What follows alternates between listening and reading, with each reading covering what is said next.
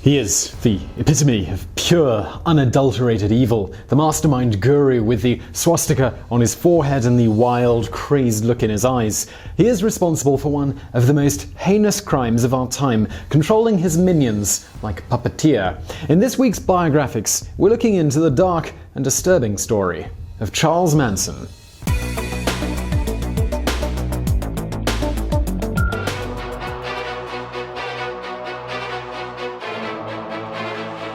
Charles Mills Manson was born on November 12, 1934 to 16-year-old Kathleen Maddox and a 24-year-old transient laborer known only as Colonel Scott. Kathleen was a promiscuous teenager who drank too much and earned money to fuel her habits by selling her body. The baby was known as No Name Maddox for the first few weeks of life until his mother seemed to settle on Charlie. He never knew his father. He cleared out as soon as he heard that Kathleen was pregnant. Kathleen was too young, too immature and unpredictable to provide a stable environment for a young child. She appeared to have no maternal instinct and would leave the child to fend for himself while she went off on one of her benders. As an adult, Charlie often related that his mother was once in a cafe with him on her knee when the waitress offered to buy the baby from her. Kathleen's asking price was a pitcher of beer, and having consumed it, she simply walked out and left Charlie to the woman. According to Charlie, his uncle took 4 days to track him down and return him home. When Charlie was 6 years old, his mother and uncle decided to rob a gas station. They were both caught,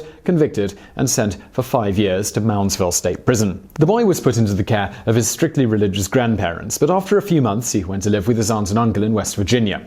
The environment was very different to anything Charlie had previously known. His aunt, unlike his sister, was regimented and disciplined. She was also strictly religious. Her husband, Bill, was even more fervent in his faith than his wife. A strict disciplinarian, he considered Charlie to be a sissy. On the first day of school, he sent the boy to class in a dress in order to teach him how to fight. Charlie soon adapted to this very different kind of life and actually grew to enjoy his new regimented routine. The 2 years between 6 and 8 would prove to be some of the most stable of his young life. But then his mother was released from prison and immediately took him back. Kathleen was more unstable than ever. She preferred a life of promiscuity and alcohol abuse to maternal domesticity. Constantly in trouble with the law and with no money for food and board, they constantly moved around the Midwest. At the age of 9, Charlie dropped out of school. The transient life that he was forced to live shaped the type of boy that Charlie would become. He kept to himself, living his life through his imagination. He was constantly watching, taking things in, and dreaming of a future free of his no-hope mother. He also learned how to become a very accomplished thief. At age 9, Charlie was caught stealing and sent to reform school. 3 years later, he was caught again. This time, he was packed off to the Gibault School for Boys in Indiana. Before he was taken away, Kathleen promised to visit him often. Of course, though, she never did. Just 10 months into his incarceration, Charlie escaped. He robbed a grocery store to get some money, and when that ran out, he stole other things, including a bicycle. He got caught in the act of making off with the bike and soon found himself back in confinement. This time, he was sent to Indiana Juvenile Center, but after just 2 days, he stole some cutters and freed not only himself, but 30 other boys. This time the escaped young felon stole not a bike but rather a car, but the 13-year-old could hardly see over the steering wheel and was apprehended within hours of his escape. When he ended up in juvenile court, he was surprised to see his mother. His spirits were dashed, however, when she testified that she would not take him in. The somewhat sympathetic judge sent Charlie to Father Flanagan's Boys Town, but the stay here it was almost as short as his last incarceration. After just 4 days, he ran off with another young offender, Blackie Nelson. They stole a car, which they subsequently crashed. Still, they made their way to the home of Blackie's uncle, a World War II veteran and an underworld figure who gave the young hoodlums free board and food in exchange for the proceeds from armed robberies that he had them commit. During their third robbery, the two boys were caught. This time, Charlie was sent to the Indiana School for Boys in Plainfield. Here, he stayed for 3 years. Charlie would later claim that his small stature led him to being constantly raped and sodomized by other inmates as well as by the school employees. He also recalled that he was constantly picked on by the guards who would continually find fault with him, beating him with leather straps and wooden clubs.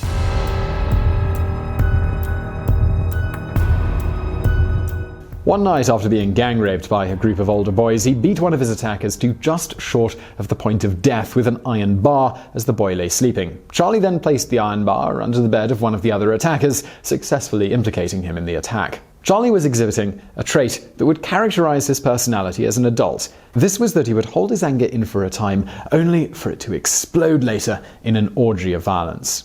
Over the 3 years he spent at Plainfield, Charlie escaped no less than 18 times. He was returned every time, though, and in March of 1951 his sentence was increased and he was sent to a minimum security institution. This was the National Training School for Boys in Washington, D.C.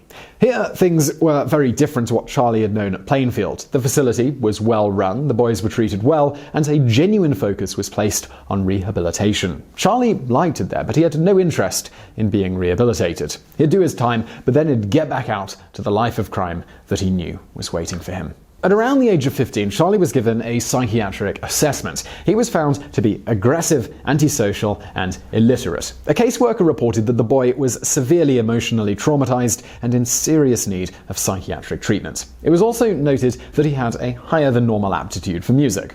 On October 24, 1951, Charlie was transferred to the National Bridge Honor Camp in Petersburg, Virginia. 3 months later, just weeks before his parole hearing, he sodomized another inmate while holding a razor blade to his neck. He was reclassified as extremely dangerous and transferred to a tougher, high-security facility, the Federal Reformatory at Petersburg, Virginia. After 7 months at the Federal Reformatory, Charlie had racked up 8 major violations. He was classified as defiantly homosexual, dangerous, and safe only under supervision, with assaultive tendencies. Towards the end of 1952, he was sent to a higher security facility still. There, to the surprise of everybody, he transformed into a model prisoner. He took lessons in reading and math and began working in the vehicle maintenance department. On January 1, 1954, he was given a Meritorious Service Award for his scholastic achievements. His application to his studies and his apparent change of attitude led to Charlie being paroled on May 8, 1954. He was put in the care of his aunt and uncle, but within a month, the now 19-year-old was back living with his mother, herself recently released from prison.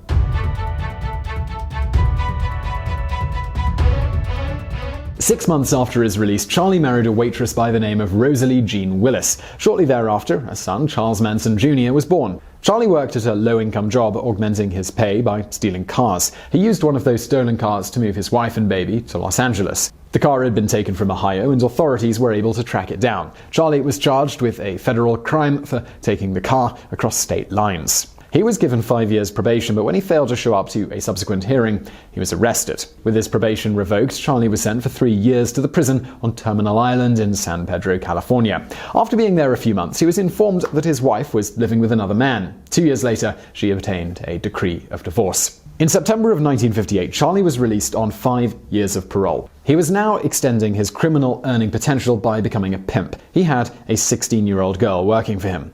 Over the next year, he roamed around California and New Mexico, committing crimes and repeatedly coming across the law. In June of 1960, he fled to Texas with a California warrant out for his arrest. When one of his girls was arrested there for prostitution, he was picked up and returned to Los Angeles to face a 10-year sentence for cashing a forged treasury check.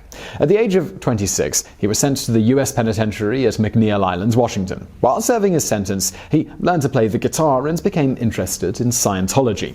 During his time at McNeil Island, he also became obsessed with the Beatles. Charlie had an inflated appreciation of his own musical talent, claiming that he would, with the right backing and training, be even bigger than the Beatles. Charlie became friends with an inmate by the name of Alvin Karpis. This former public enemy number one was a former member of the infamous Mab Barker gang. He taught Charlie how to play the steel guitar. This further fueled his musical obsession, and in 1966, Charlie's prison record noted that he spent most of his free time writing songs, accumulating 80 or 90 of them in a single year. Karpis later commented on the Charlie that he knew at that time. He recalled that Manson was a master manipulator of other people. Prison authorities also noted that he had a tremendous drive to call attention to himself.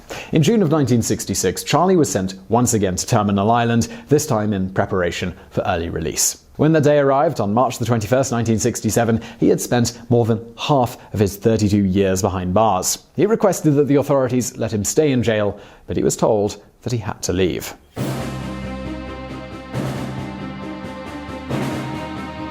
And so it was that the 5'0" drifter with the penetrating stare and gift of the gab wandered into the Haight-Ashbury district of San Francisco with $35 in his pocket and no plans except for a desire to make it big in the music business. Charlie moved into an apartment in Berkeley and made money by panhandling. Before long, he had gotten to know a 23-year-old assistant librarian at UC Berkeley named Mary Brunner. He quickly won her over and moved into her apartment. Brunner came under Charlie's spell, and he convinced her to widen out the home. Within a few months, there were 18 young women living with them. Charlie introduced Mary and the other girls to drugs, and before long, Mary had quit her job and become a devoted follower of Manson. The family was beginning to take shape. With his female entourage and his guitar, Charlie merged perfectly into the hippie culture that was then in full bloom in San Francisco. He refined his role as a spiritual master, a guru, and a prophet. He used mind control techniques to get girls to do whatever he wanted. Most of the girls he gathered around him came from troubled backgrounds and suffered from insecurities that left them directly open to Charlie's manipulations. As well as breaking down their inhibitions with mind control techniques, he used LSD and amphetamines to control his ever-expanding harem. After about 9 months living in and around San Francisco, Charlie began to despair of the place. It had, he asserted, become too overrun with African Americans, and crime was rampant. Of course, their family were doing their bit to add to those crime statistics. They stole credit cards and used counterfeit money to get what they needed. They also stole a big yellow bus and painted it black.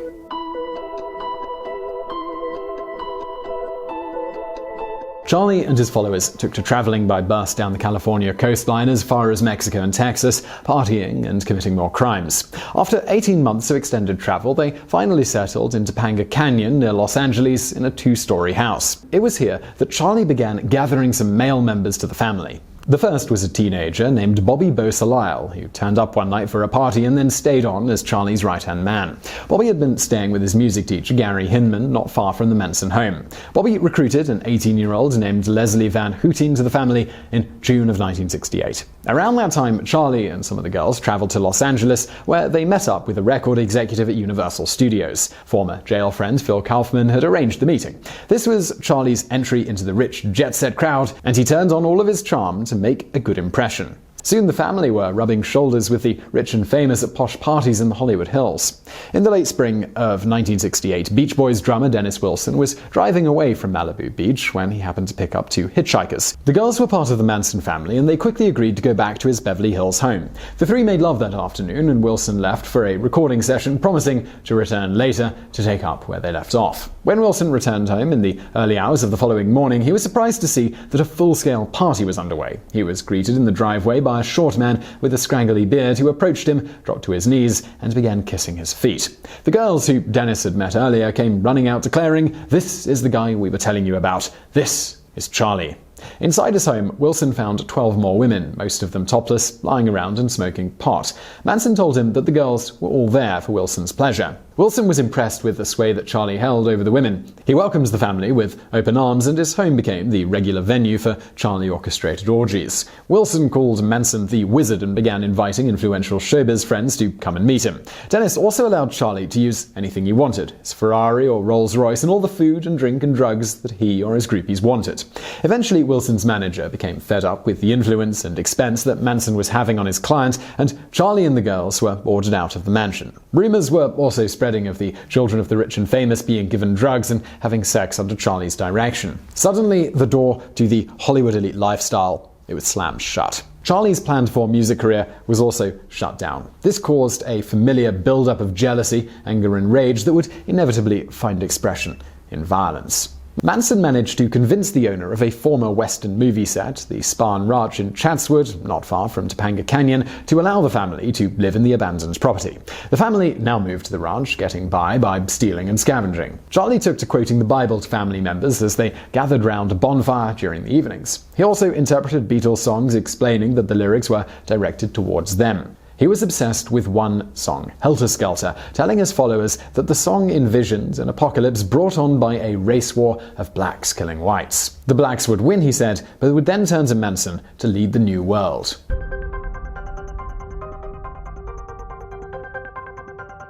For Charlie, however, the revolution was taking too long. He wanted it to happen immediately. He began preparing family members for a series of actions that would precipitate the Black Uprising. The first step would be to release an album of music that would contain subtle messages that would foment the Black Revolution.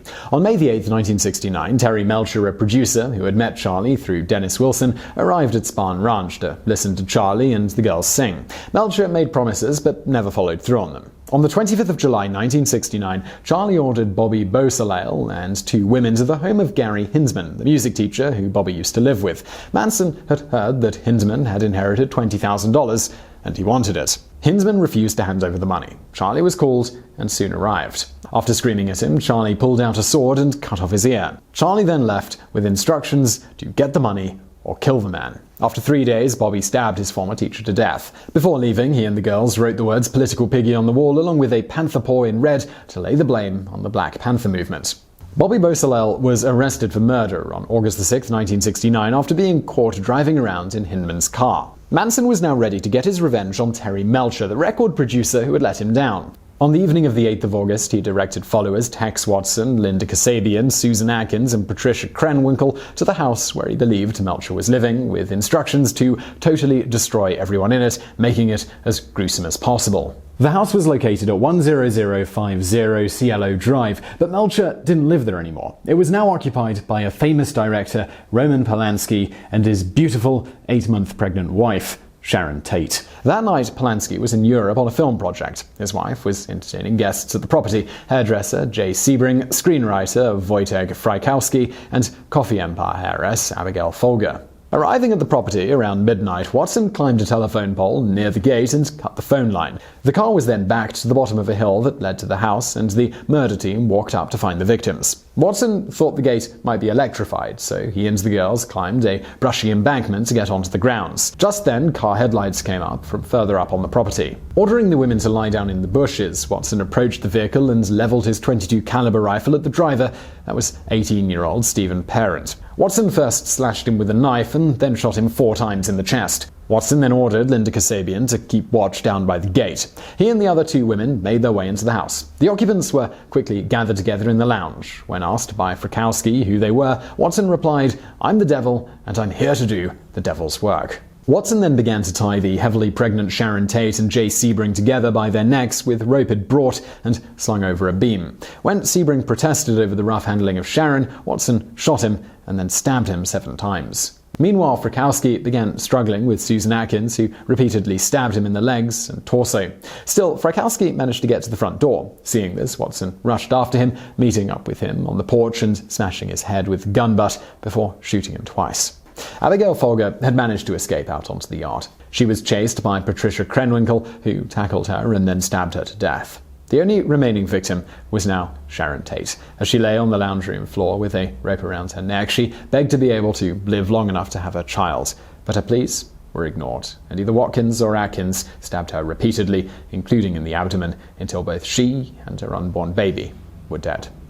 Remembering Manson's instructions to leave a sign on the walls, Atkins wrote the word "pig" with Tate's blood.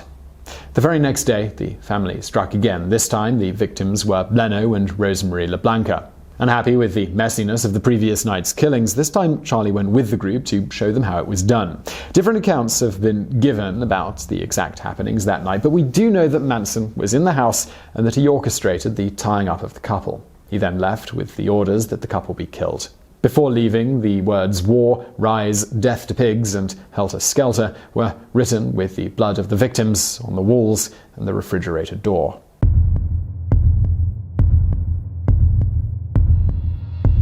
The murders caused a huge panic through Hollywood. The pressure was now on to solve the heinous crimes. The police got nowhere until they finally linked the Hindman murder to the Tate LeBlanca killings. They knew that Bobby Beausoleil had lived with a group of hippies at Spahn Ranch, so they decided to pay the ranch a visit. Bobby's girlfriend had told police that Charlie Manson, the hippie guru, had ordered the killing of Hindman. Still, there was no evidence linking the group to the later murders. Then in October, 24 Manson family members, including Charlie, were arrested on charges of arson and grand theft. Susan Atkins was also taken into custody, and it was she who first began to spill the beans. She bragged to a cellmate about killing Sharon Tate, giving a detailed account and implicating Charlie as the mastermind. About the same time, police interviewed a member of the Straight Satan's motorcycle gang who was a Manson acquaintance. He told them that Manson had recently been bragging about knocking off 5 people. The first piece of physical evidence was the fingerprint of Patricia Renwinkle that was found on Sharon Tate's bedroom door. When other pieces of physical evidence were recovered, the police were ready to send the case to court. Manson and the 4 people who had committed the Tate LeBlanca murders were found guilty and sentenced to death. These penalties, however, they would never be imposed. In 1972, the California Supreme Court declared the state's death penalty law unconstitutional. Manson's death sentence was commuted to life imprisonment. Charles Manson died on November 19, 2017 of cardiac arrest, having spent nearly 50 years behind bars for his orchestrating of the crimes that shook the world in 1969. He was 83 years of age. So I really hope you enjoyed that video. If you did, don't forget to subscribe to this channel for brand new biographies every Monday and every Thursday. Also, I've got another channel. It's called Top 10s. On that channel, as you might guess from the name, we look at all sorts of interesting top 10s. You can check it out through the link on the screen now. But if you're looking for something else to watch right now, why not check out a biography from the archives or a Top 10s video over there on the right? And as always, thank you for watching.